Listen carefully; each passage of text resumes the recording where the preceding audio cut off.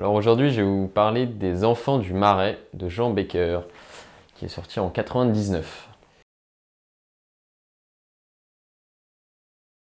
Alors oui, l'histoire est assez simple, c'est l'histoire d'une amitié en fait entre deux copains dans un petit village de la France, entre Gary, qui revient de la Première Guerre mondiale, qui est déserteur me semble-t-il, et qui cherche un endroit où dormir et où se loger, et qui tombe dans ce petit coin paradisiaque de France, à côté d'un petit marais, et fait connaissance de Riton, qui va devenir en fait son copain. Ils vont faire les 400 coups ensemble.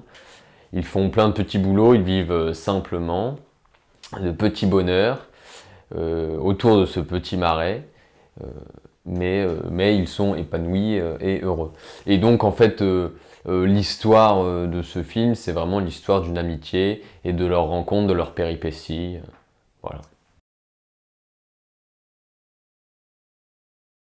Alors oui, je pense que l'on peut dire que c'est un hymne à la vie, dans la mesure où il recentre peut-être le spectateur sur l'essentiel, c'est-à-dire sur l'essence de la nature, du bonheur, parce qu'ils ont une vie assez simple.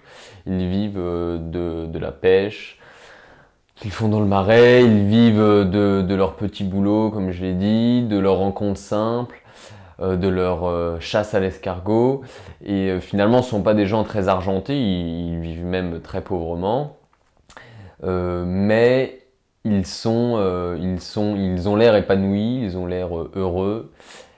Et donc ça encourage, je dirais, peut-être une certaine simplicité dans la manière d'aborder sa vie, quoi, de se dire qu'on peut être heureux même en vivant simplement. Et on sent d'ailleurs dans le film, alors que eux sont très bien dans leur pompe, hein, comme on dit, on sent un certain mépris de certaines de leurs connaissances, notamment d'une famille qui vivait autrefois comme eux dans le marais et qui en fait sont devenus des bourgeois parce que le grand-père a monté une entreprise de métallurgie et a très bien réussi.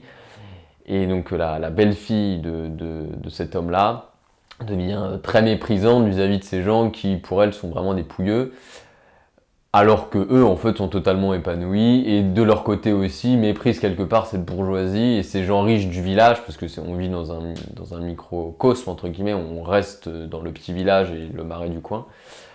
Euh, donc méprise ces bourgeois qui finalement n'ont pas l'air vraiment heureux, quoi. D'humour en tant que tel, non, mais de légèreté et de situations, je dirais, cocasses qui prêtent à sourire effectivement et à l'amusement, dans la mesure où le personnage de Riton, qui est joué par Jacques Villeray, est un peu simplet, un peu neuneux, et en fait il dépend énormément de son copain Gary, qui lui est beaucoup plus posé, beaucoup plus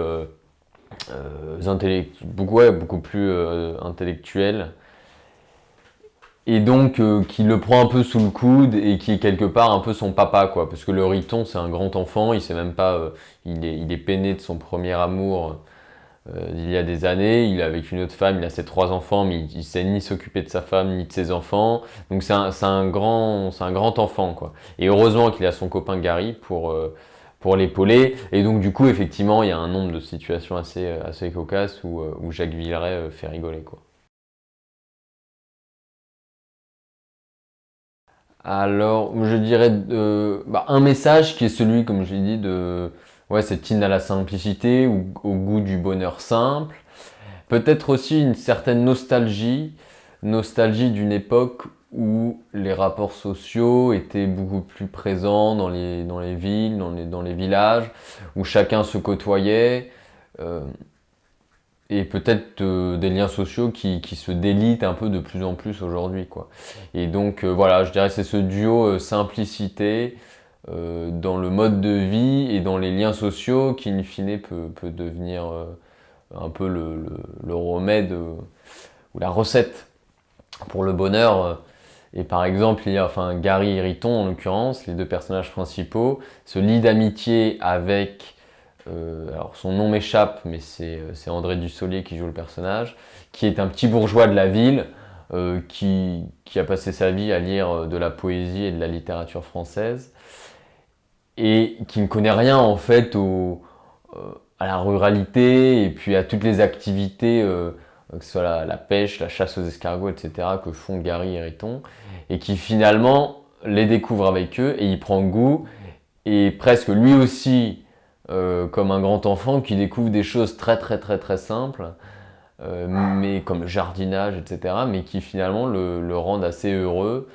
Et ça, c'est un côté aussi, pour revenir à la question d'avant, assez marrant, c'est de voir ce petit bourgeois qui se prend